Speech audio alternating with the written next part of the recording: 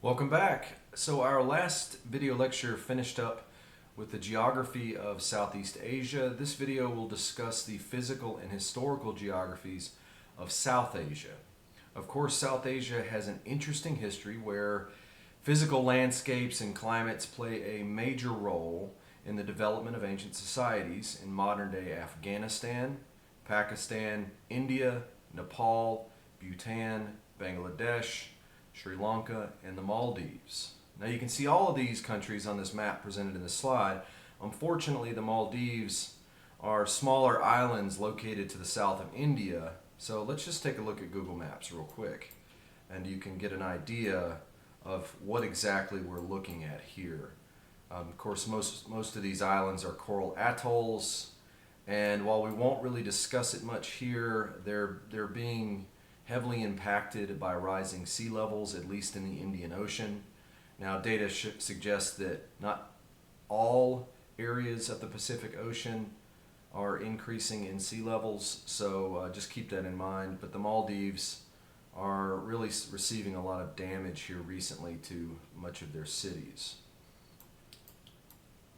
Okay, so let's start by quickly reviewing the physical geography of South Asia. Afghanistan holds the Hindu Kush Mountains, which have historical significance in Buddhism, making it a highly disputed area between Muslim Afghans and Buddhists. Now, the Indus River Valley is a fertile region that cuts through the middle of Pakistan and is home to the oldest cultures of South Asia, located here in Pakistan. Now, the Himalayas, or Himalayas as some people call them, border the northern South Asia and act as a physical border between this region and China. Now, the fertile Indo-Gangetic Plain, right here, is located on the front range of the Himalayas and is home to the largest portion of India's population due to its fertile soil and historical significance.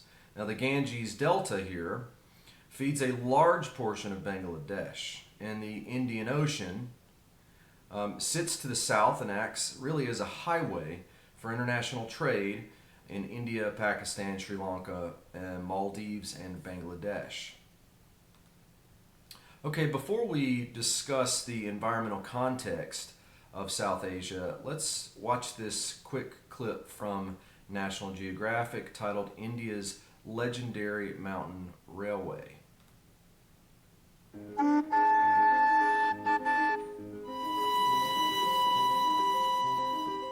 The rugged mountainous terrain of India contains unmatched adventure.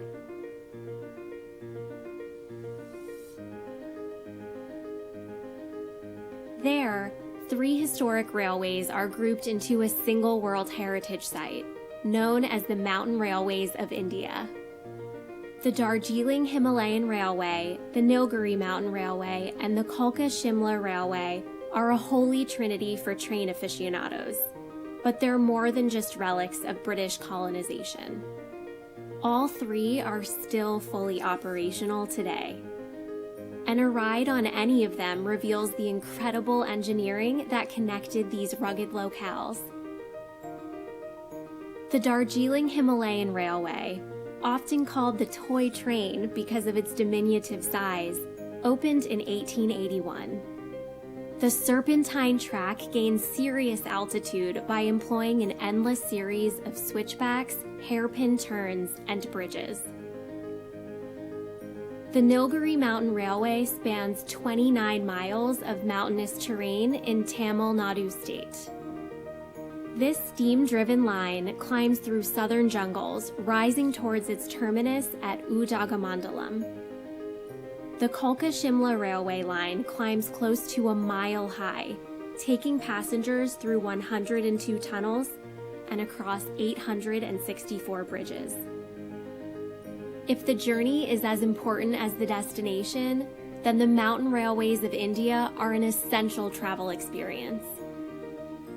There are intriguing stops along each of these lines, leaving it up to the traveler to decide how long to linger along this iconic route.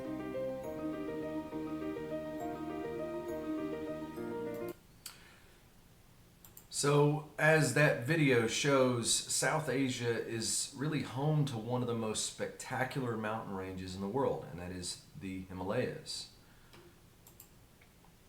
Now, while South Asia is part of the supercontinent of Eurasia, it is considered by most geographers to be a subcontinent due to its geological history. A subcontinent is generally smaller than a continent, but cut off from the rest of its parent continent by a large landmass or sea, in this case, the Himalaya Mountains. Now, according to modern tectonic theory, India first made contact with the Eurasian plate around 10 million years ago, creating a convergent continental boundary. Now, a convergent plate boundary is a location where two tectonic plates are moving towards each other, often causing one plate to slide below the other, as you see in these diagrams here. Now, when plates converge, they do so in one of three settings. Oceanic plates collide with each other, forming oceanic boundaries. Oceanic plates collide with continental plates, forming oceanic continental boundaries. Or, in this case, continental plates collide with each other, forming continental boundaries, which is what we have right here. Now, the point at which the Indian plate meets the Eurasian plate is an example of this continental convergence boundary. As the two low density plates make contact, the Indian plate slid under the larger Eurasian plate. Now, because neither plate sunk, the result was the creation of the massive Himalayan mountain range. Now, as you can see from the diagram in the middle right, the continental crust from one plate slides under another and submerges under the asthenosphere of the other plate, resulting in a large mountain chain. In this case, as you can see here, the Himalayan mountains. Now, as you can see from this slide, it's believed that India and Sri Lanka were located in the middle of the Indian Ocean around 71 million years ago. Now, over a period of about 61 million years, the Indian plate would move towards the Eurasian plate until it converged around 10 million years ago. Tectonic theory argues that the Indian plate moved between 5 and 6 centimeters per year until it finally converged with Eurasia and formed the Himalayas, shown in the physical map to the left. Now, as the Indian plate sunk under the Eurasian plate, the depression that was formed resulted in this Indo-Gangetic Valley or plain. Now, this valley is fed by the melting glaciers in the Himalayas to the north. The map to the left shows the Indo-Gangetic Valley. This is a fertile landscape that connects the Indus River Delta in Pakistan here to the Ganges River Delta in Bangladesh. Now, the Indo-Gangetic Valley is home to more than 400 million people and much of the world's rice, wheat, corn, sugarcane, and coffee. Now, the Indus and Ganges rivers were home to some of the earliest societies as well. As you can see from the satellite image on the right, the landscape surrounding the Indus and Ganges rivers have thick green land cover compared to surrounding mountain ranges in the southern plateau, and you can see that here as well as we zoom into the Indus River. A broad majority of the cities in Pakistan, including Islamabad, the capital, is located in this valley. And you can see a large portion of the major cities in Bangladesh, as well as northern India, are located along the Ganges River as well.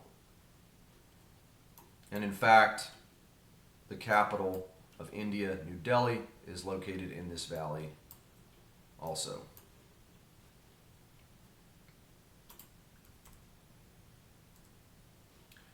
Okay, so the climate also plays a major factor in society and cultural development in South Asia as well. In this region, there are 6 main climate zones. However, South Asia is a heterogeneous landscape, and the Köppen climate system classification system doesn't really do an adequate job at explaining these climates, but for the sake of time, we'll just focus on these 6 zones. Also, the Intertropical Convergence Zone has a major impact on the climates in South Asia as it causes these summer monsoons. Now, the people of southern India, Sri Lanka, and Bangladesh depend on these seasonal monsoons to feed their population. So if we go ahead to South Asia's climate regions, you'll see that these maps show the 6 climates and vegetation regions in South Asia. We have climates here to the left and vegetation to the right. Now, the tropical wet zones in southwestern India and Sri Lanka, as you can see here, have 2 rainy seasons during the spring and autumn with warm temperatures all year. The tropical wet and dry zones located here generally have more rain in the summer with a fairly dry season during the winter and hot year-round. Now, the humid subtropical zones generally have more rain in the summer and hot summers with cool winters. These desert regions have small amounts of rain, usually in the summer, and it remains hot pretty much the entire year. The semi-arid regions are similar to the deserts, but they have slightly more rain in the summertime. And then finally, the highland climates here, for obvious reasons, located in the Himalayas, are fairly diverse, and their climates are a direct result of their elevation, so they can be different across locations. Now, as the slide says at the bottom, the ITCZ causes monsoons along the southern portion of India. The subcontinent blocks moist air from northwestern India and Pakistan. The Himalayas force orographic precipitation in the Indo-Gangetic Valley and rain shadow in Nepal. The Himalayas essentially block precipitation to the north, forming this desert here in China. As this moist coastal air approaches the landmass of India, it approaches Nepal as it goes up the side of this Himalayan mountain range.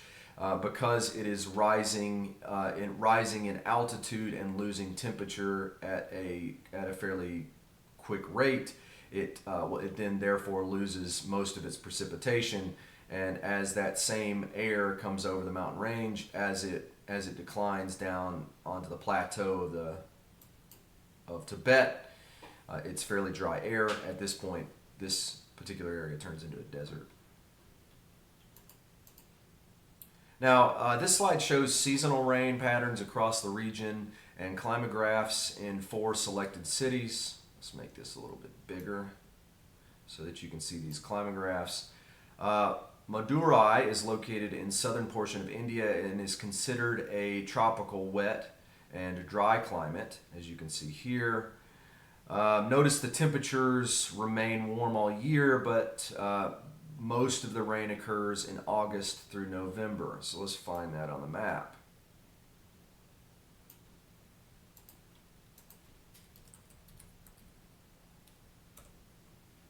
And as we see here, Madurai is located near the southern tip, which if we go back to the slide before that, is located on the border of this semi-arid and tropical wet dry. So why does this occur here?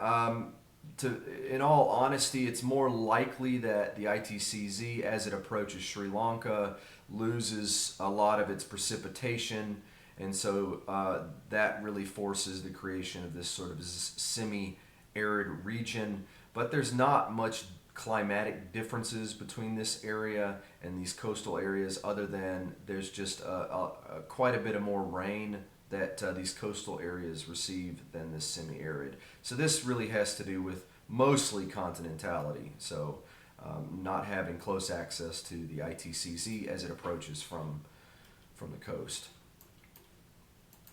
Okay, let's go back to this slide. Now, Colombo is located in Sri Lanka and is considered a tropical wet climate. It receives 2 rainy seasons as the ITCZ crosses overhead in late spring and late fall. Temperatures, of course, remain warm all year, as you can see from this line here. Karachi is located in coastal Pakistan and is considered a desert. We can zoom into Pakistan here, and there's Karachi along the coast, as you can see there. It receives almost all of its rain in July through September because of the ITCZ. Temperatures slightly increase in the summer, but remain relatively warm all year. And then finally there's Kathmandu, which is located in Nepal in the mountains. Fairly easy to find.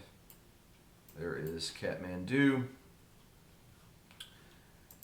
So if we go back to the climograph, it's considered a highland climate.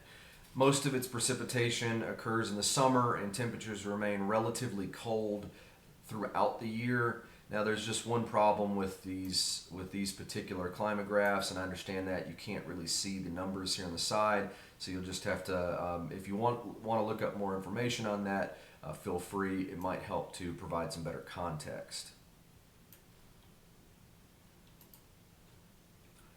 Now, the physical geography and climate have played a major role in the development of civilizations in South Asia. The Indus River has been a major source of water for the region in Pakistan and is where one of the oldest societies on Earth was originally formed.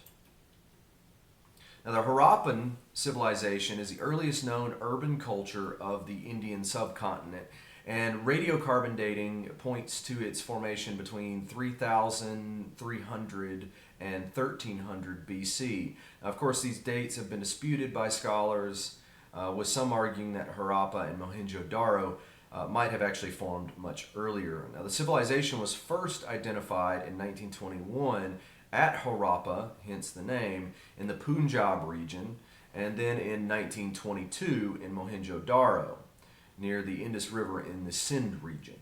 Now, both sites are in present-day Pakistan, in Punjab, and the Sindh provinces. Now, they were designated as UNESCO World Heritage Sites in 1980 and represent major tourist locations in Pakistan today. So this slide shows a map of ancient Harappan archaeological sites in Pakistan. Let's go back to that. We'll make this a little bit bigger. It's believed by scholars that society has a vast network of city-states, that the society, the Harappans, had a vast network of city-states and that traded with one another, but they often governed separately. Now, the most famous of these sites is the ancient city of Mohenjo-Daro. Now, this city is famous for having been the first planned city grid pattern with the first examples of advanced drainage systems for water. Now, unfortunately, the city does not have any palaces, temples, or monuments, leading some scholars to suggest that a social hierarchy did not exist in Mohenjo-Daro.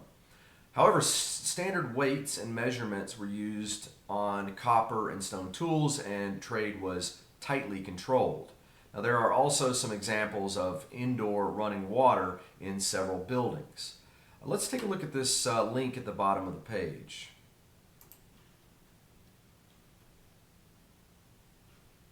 If it'll actually pull up. All right, I'll expand this a little bit. This is an article out of Nat Geo titled Mohenjo-Daro, Faceless Indus Valley City Puzzles Archaeologist. A well-planned street grid and an elaborate drainage system hint that the occupants of the ancient Indus civilization city of Mohenjo-Daro were skilled urban planners with a reverence for the control of water. But just who occupied the ancient city in modern-day Pakistan during the 3rd millennium BC remains a puzzle. It's pretty faceless, says Indus expert Gregory Posel of the University of Pennsylvania in Philadelphia. The city lacks ostentatious palaces, temples, or monuments. There's no obvious central seat of government or evidence of a king or queen. Modesty, order, and cleanliness are apparently preferred. Pottery and tools of copper and stone were standardized. Seals and weights suggest a system of tightly controlled trade. Let's watch this clip. The ancient city of Mohenjo-Daro is one of the first urban centers in human history. Nestled in southern Pakistan's Indus River Valley, Mohenjo-Daro is the largest and best preserved city of the Indus civilization, the earliest known civilization of the Indian subcontinent. Mohenjo-Daro was built around 2500 BC, about the same time the Great Pyramids were being built in Egypt, and it spanned a surface area of nearly 500 acres, an incredible size for a city of this time period. Because of Mohenjo-Daro's grand scale, archaeologists believe it may have served as a seat of power for the Indus civilization. The city was divided into two districts, the Citadel and the Lower Town. The Citadel is home to the city's exceptional monuments, including the Great Bath, a 900 square foot tank fed from the Indus River. Mohenjo-Daro also had a sophisticated water system. Houses had baths and toilets, and the town featured both an elaborate sewage system and fresh water in 700 wells throughout the city. The Roman baths, some of history's most famous waterway systems, weren't constructed until many hundreds of years after Mohenjo-Daro's Great Bath. Mohenjo-Daro has no places of worship or governance, such as palaces, royal tombs, or temples. This may indicate that the society was not built around state interests like the Egyptian and Mesopotamian societies at the time. Rather, the class structure of Mohenjo-Daro may have been relatively equal. The city's second district, the Lower Town, may demonstrate the society's egalitarian structure. The Lower Town, with its intricate water system, was home to between 20,000 to 40,000 people. Unlike many urban areas of its time, it was laid out in a grid system similar to modern-day city blocks. After approximately 600 years, the city collapsed. No one is quite sure why, but the cause could potentially have been a change within the culture, or in the path of the river. Without its crucial source of water, the city's residents may have moved away, leaving Mohenjo-Daro nearly abandoned.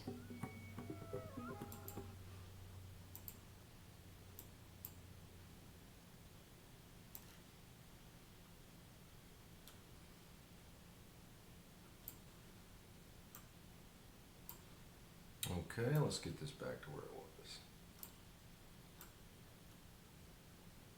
Okay.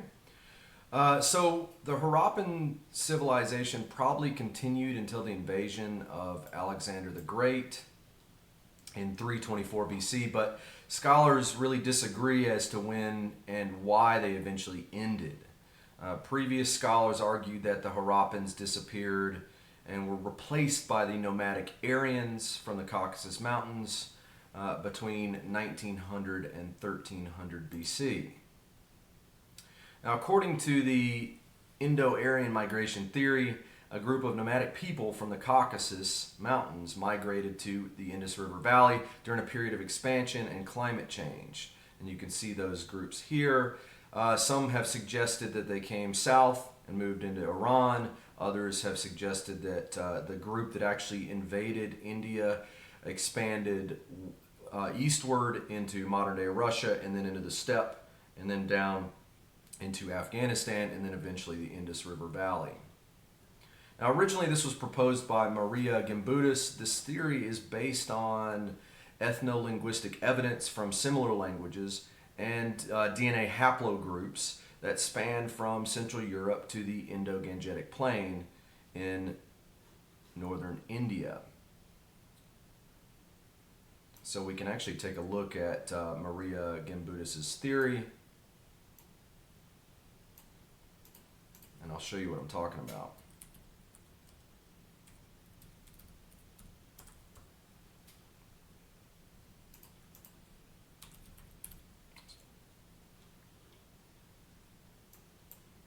So this is the standard map for the Kurgan hypothesis. Let's see what the, let me pull this map up, open image.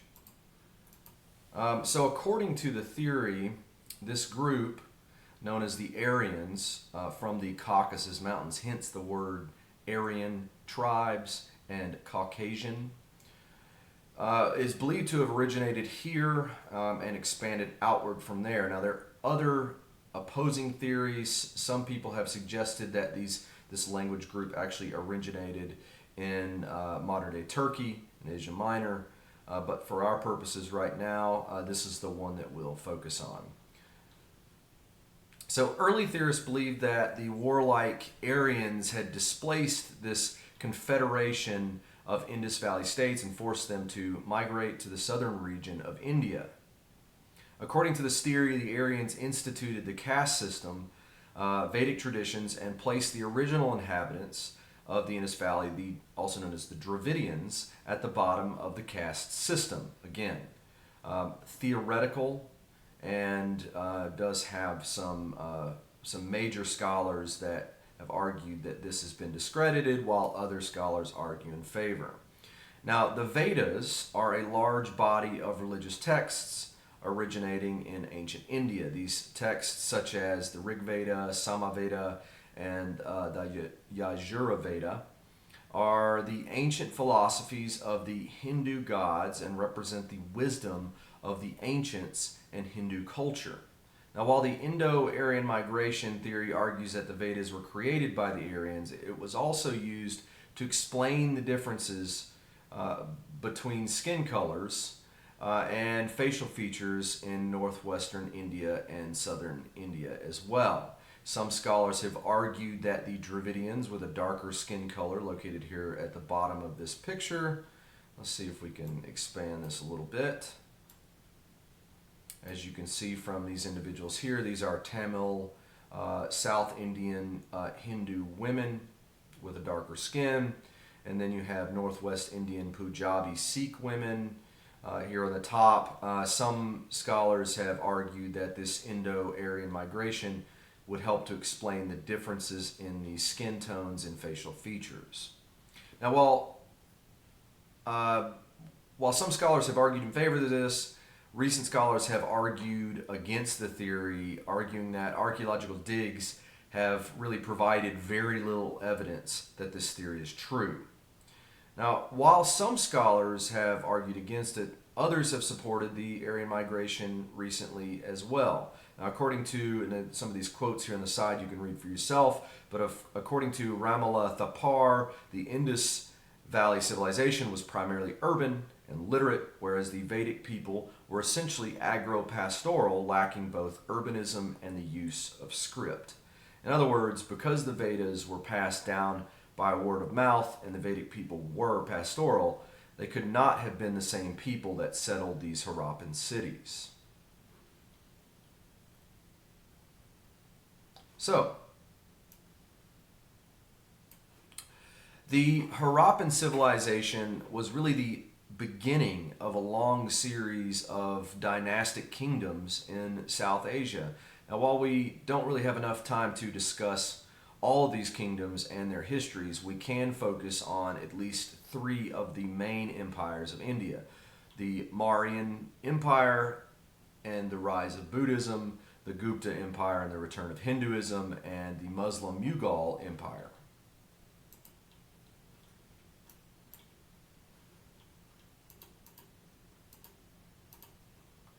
So the Mauryan Empire was the first of several dominant empires in South Asia. The Mauryan Empire would formally establish after Chandragupta Maurya consolidated power and expanded his holdings across the Indo-Gangetic plain, establishing his capital at Pataliputra along the Ganges River. And there is modern-day Patna, which is essentially modern version of Pataliputra. Now, the Mauryan Empire would become the largest empire in India to this date, and Hellenistic Greece, after the death of course, Alexander the Great, would establish a sophisticated trading network with India during this period. Now, the Mauryan Empire was militaristic and used its military force to expand its territories across the subcontinent. However, with the rise of Ashoka the Great, society would drastically change. After taking the throne in 272 BC, Ashoka invaded and subjugated the Kalinga kingdom. Some estimates say that there were approximately 300,000 casualties. Now, after the war, Osaka swore off war and embraced Dharma, or morals and social tolerance. In other words, your Dhamma is your duty to build a better society.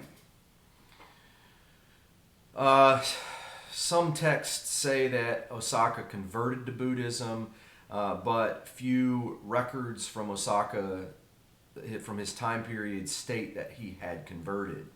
However, after his supposed conversion, Osaka issued a series of edicts promoting peace, according to Buddhist tradition.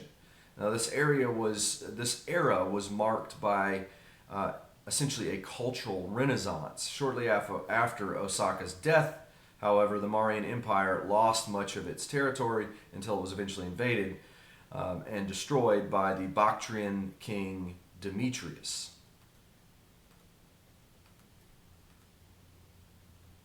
Now, after the fall of the Mauryan Empire, the Kushan Empire would take control of a large portion of territory in India. It would eventually be replaced by the Gupta Empire, the third largest empire in India's history. Around 260 AD, Sri Gupta would found the Gupta Empire after the fall of the Kushan Empire.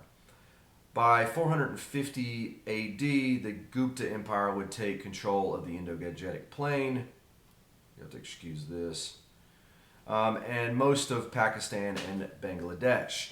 The most famous ruler of the Gupta Empire was Chandragupta II, who ruled from approximately 371 to 415 AD. Now, he would expand the empire further than its predecessor and may have been the ruler who established religious freedom in India. Now, his reign began with a series of territorial wars, but overall, it is remembered as a golden age for the Gupta Empire. Now, Hindu art, culture, literature, and science would also flourish during this period. Now, the building pictured here on the right is one of the most famous architectural designs during the Gupta Empire. The modern Mahabodhi temple, pictured here, dates from anywhere from 200 to 500 AD, but was probably constructed partially during Chandragupta's reign. Now, a long period of decline occurred between 467 and 550 AD until the nomadic Huns invaded, further weakening the Gupta Empire. Now, the Huns were eventually defeated, but it would take its toll on the empire and it would eventually collapse around 605 AD.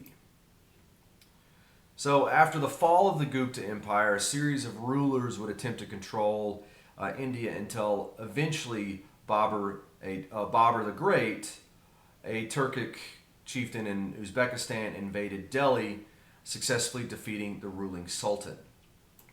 It is believed that Babur the Great would originate his tribe in southern parts of Uzbekistan, eventually coming down through the Khyber Pass and invading in what is modern-day northern Pakistan. As you can see, this portion right here in modern-day Afghanistan. Now, the ruling family here would create the Mughal Empire and take control of most of India, Pakistan, and modern Bangladesh, as you can see from this map here. They would establish an Islamic society in India, effectively displacing the indigenous Hindus and Buddhists in the Gangetic Plain down to the southern portion of India. Now, other minor empires that still practiced Hinduism and Buddhism would exist simultaneously, but would not hold on to nearly as much power as the Mughals. Now, one of the most famous Mughal rulers was Akbar the Great, who would rule from 1556 to 1605. Now, he would expand Mughal territory to its fullest extent during his reign. Now, during his tenure in power, the Mughal Empire would create essentially a golden age of Islamic art, science, religion, and education. They would also expand Islam into Indonesia and other countries in Southeast Asia. And as we've discussed prior to this particular section, during this period of time, we saw a massive expansion of Islam down into Southeast Asia. But what made this expansion different from the Buddhist expansion earlier was this came by sea and was developed along coastal villages in Myanmar, and then eventually landed in parts of southern Malaysia, and then, of course, Indonesia, where Indonesia is the largest Islamic nation to this day by population.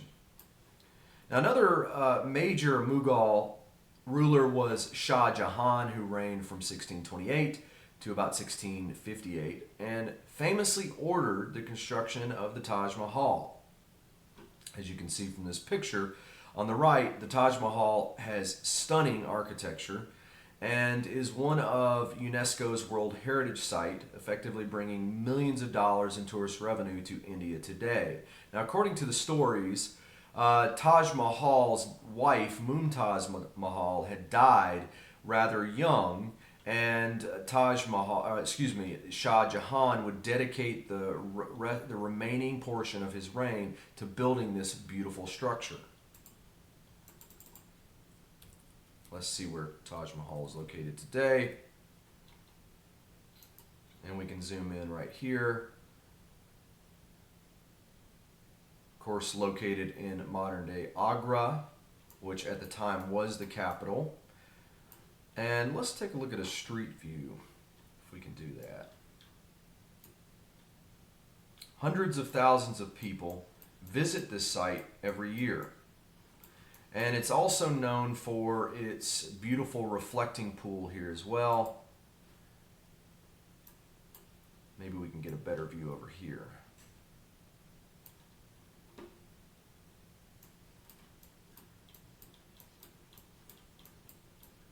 There it is.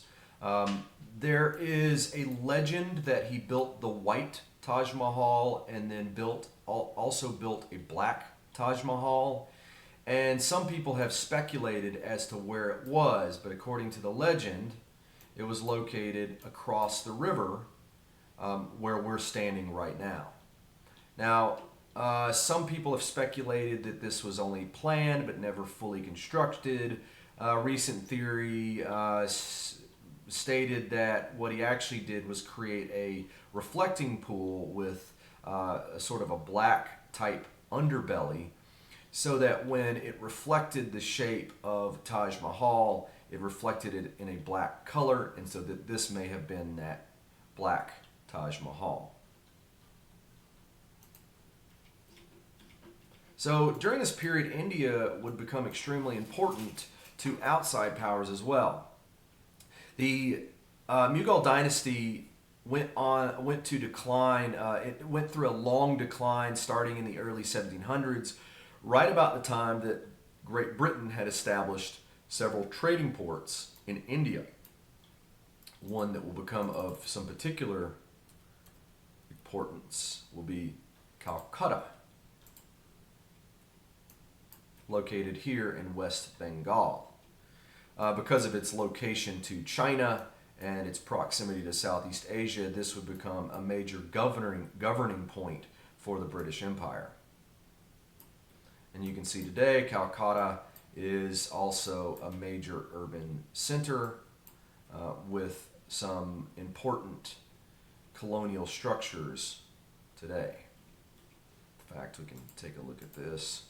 British colonial Calcutta. Of course, it was spelled differently by the British.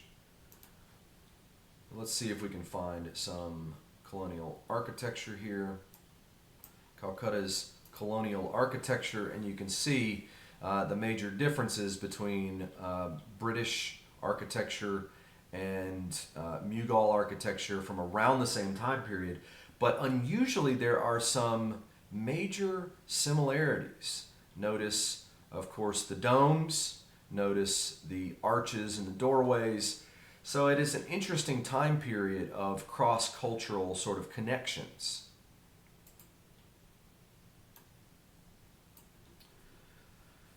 So throughout the 1700s, Britain was in the process of building a global empire and would use India to combat Chinese exports of tea and opium. Now, the British East India Company would rule India from 1757 to 1858. A series of rebellions in 1857 forced the British Crown to take direct control in 1858. So in 1858, Queen Victoria created 3 levels of government in India in order to control any future rebellions. The imperial government would be located in London, in the UK.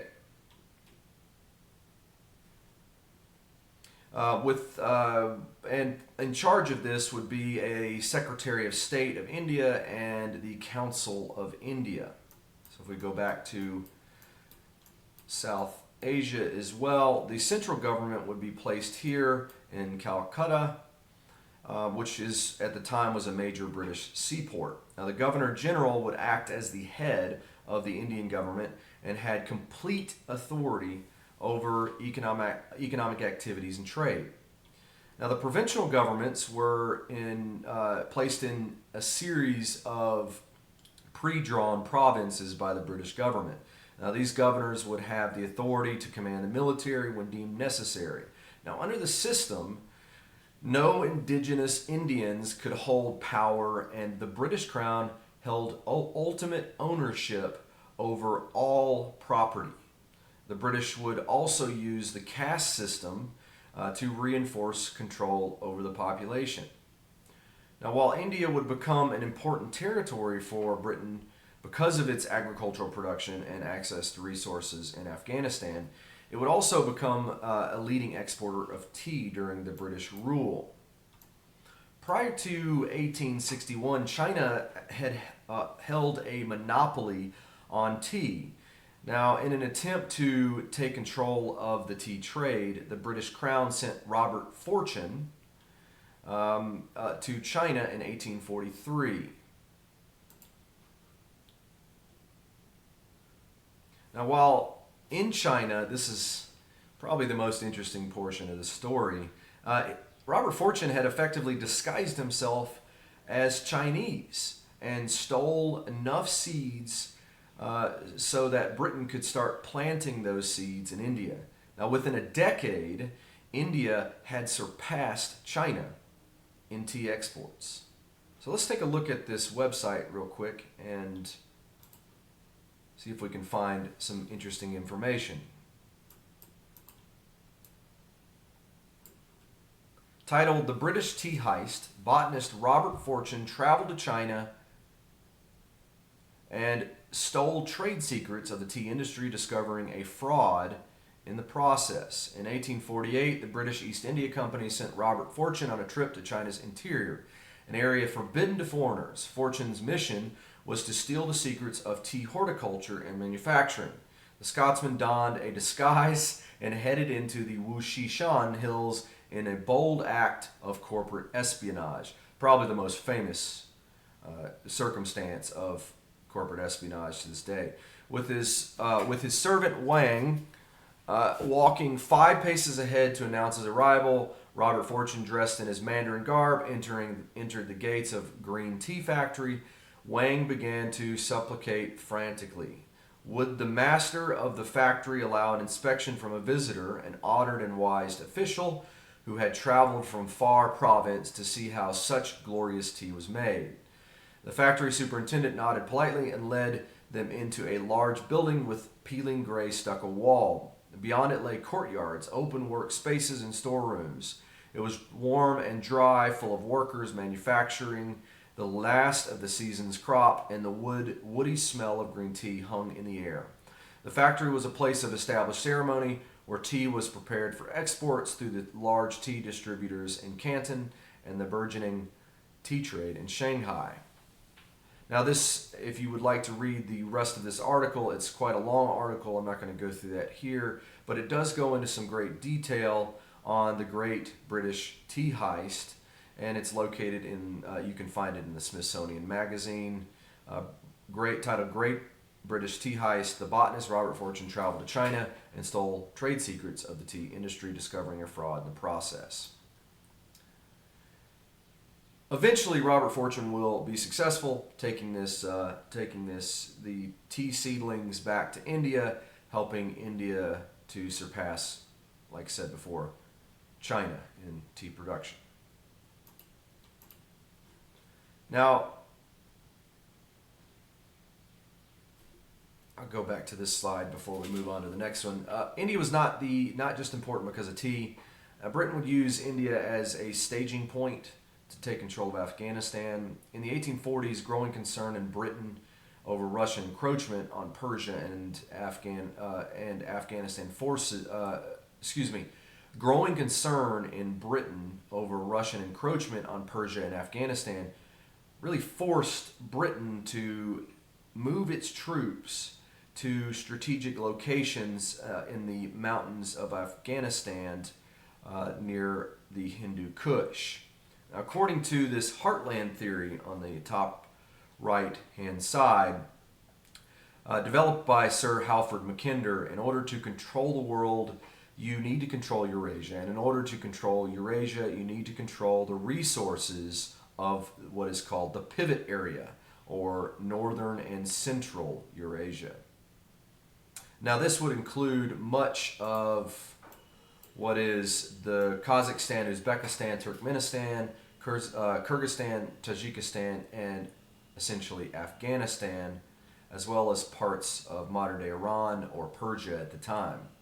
Unfortunately for Britain, Russia controlled much of Central Asia at this time, and so as they began to encroach on British holdings in India, the British became worried, and they started to fight back, staging local militia coups to overthrow Russian-controlled territory.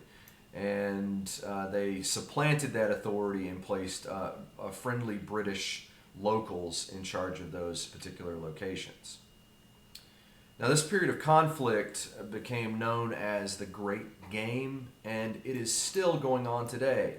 Hence why Afghanistan and Iran, Pakistan, and of course the Caucasus Mountains and parts of the Turkmenistan and Uzbekistan and Kazakhstan steppe are so important to Western powers such as the United States and Britain. Now, by 1947, massive protests in India and around the world forced Britain to grant India independence. Now, the Mountbatten Plan was arranged in June of 1947, and Britain would partition India into two main states, India and Pakistan, as you can see from this map. Bangladesh would essentially become East Pakistan. Now, Pakistan and East Pakistan would become Muslim states, and India would be, while not officially a Hindu state, would be primarily Hindu. Now, the problem was the territory of Kashmir, which is claimed by Muslims, Hindus, and Sikhs. Now, because of the overlaps of these groups in Kashmir, military conflict is still a major problem today, which we'll discuss later in the chapter, of course. Now, the Durand Line, located here in this map, was created in 1893, but it was used as the line to divide Pakistan and Afghanistan. However, this line, unfortunately, cuts right through the middle of the Pashtun people that dominate this region. Now, while some early scholars have argued that this was unintentional, recent evidence has revealed that the British did this on purpose. And they would use this same policy as a sort of geographic divide and conquer technique in other colonial societies in parts of Iraq and sub-Saharan Africa, and this would eventually help Britain and then later the United States keep control of this area using modern neo-colonial divide and conquer techniques as well. Now, the partition of India effectively resulted in irredentism today. Irredentism is a policy of advocating for the restoration of territory to its original people.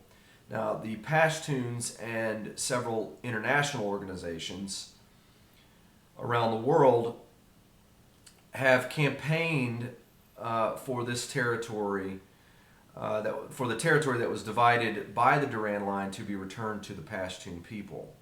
Now, others have also pushed for the recognition of Kashmir and Punjab as independent states. Unfortunately, this conflict, we'll discuss more later, has become rather serious over the past year. But unfortunately, we'll have to wait till the next section to discuss that any further. So that'll be it for us today. Thanks for tuning in, and have a great day.